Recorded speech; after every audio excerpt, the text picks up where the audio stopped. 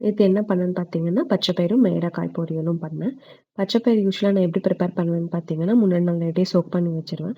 Choke பண்ணிட்டு காலையில எழுந்திரிச்சு அத வந்து வாஷ் பண்ணிட்டு, குக்கர்ல போட்டு பச்சை பயிறு, தக்காளி அது கூட கட் பண்ணி போட்டு, மிளகாய் கட் பண்ணி போட்டு, சீரகம் போட்டு, உப்பு, மஞ்சத்தூளும் போட்டு கொஞ்சம் ஆயில் விட்டு க்ளோஸ் பண்ணி விசில் வச்சுருவேன்.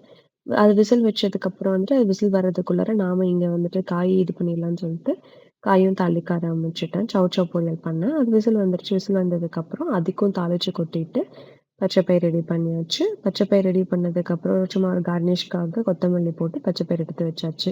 பச்சை பயிரும் இதுவும் பொரியலும் பண்ணி முடிச்சதுக்கப்புறம் ஸ்நாக்ஸுக்கு வந்துட்டு ஈவினிங் ஸ்நாக்ஸ்க்கு வந்துட்டு கியூக்கம்பரும், பைனாப்பிளும் கட் பண்ணி எடுத்து வச்சாச்சு. ஸோ இன்னைக்கு நேத்து என்னன்னு பார்த்தீங்கன்னா, மிளகாய் பொரியல், ஈவினிங் ஸ்நாக்ஸ்க்கு ஃப்ரூட்ஸு, அதுக்கப்புறம் பச்சை பயிறு, அதுக்கப்புறம் வந்து ட்ரை ஃப்ரூட்ஸ். இது வந்து மார்னிங் நான் யூசுவலா எப்பவுமே ட்ரை ஃப்ரூட் ஜூஸ் தான் எடுத்துப்பேன். ட்ரை ஃப்ரூட் ஜூஸும் அரைச்சு வச்சாச்சு.